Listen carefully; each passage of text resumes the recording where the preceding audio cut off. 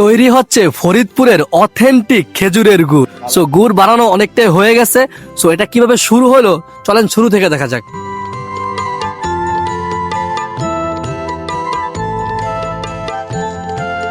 খেজুরের গুড় বানানোর জন্য সর্বপ্রথম ধাপ হলো খুব ভোরে ওঠে গাছ থেকে খেজুরের রস নামানো।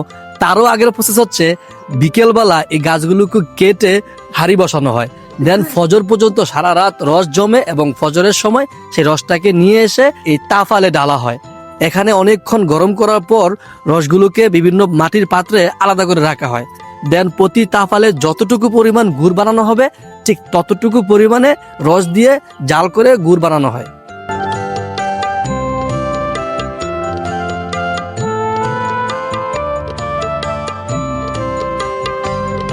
গুড় বানানোর এই সময়টা হচ্ছে গুড় এবং রসের মাঝামাঝি অবস্থায়, মানে এখনো গুঁড়ো হয় নাই আর রসের পর্যায়েও এখন নাই, মাঝামাঝি অবস্থায় আছে। আর এই অবস্থায় নিয়ে খেতে একদম অন্যরকম একটা ফ্লেভার আসে, আর সাথে হালকা একটু মুড়ি দিয়ে দিলে মানে অন্যরকম একটা টেস্ট।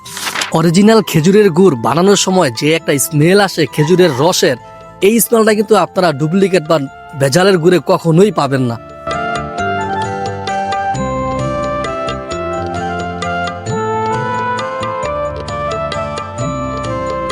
খেজুরের জোলাগুড় রেডি। সেই জোলাগুড়টাকে পাটালি করার জন্য এখন বীজ তোলা হচ্ছে। নাড়ানিটা দিয়ে এরকম অনবরত নাড়তে নাড়তেই খেজুরের গুড়ের যে বীজ, এই বীজটা হয়ে যায়। এই বীজটা মিক্স করলেই হয়ে যাবে পাটালি, মানে গুড়টা জমাট বাঁধবে।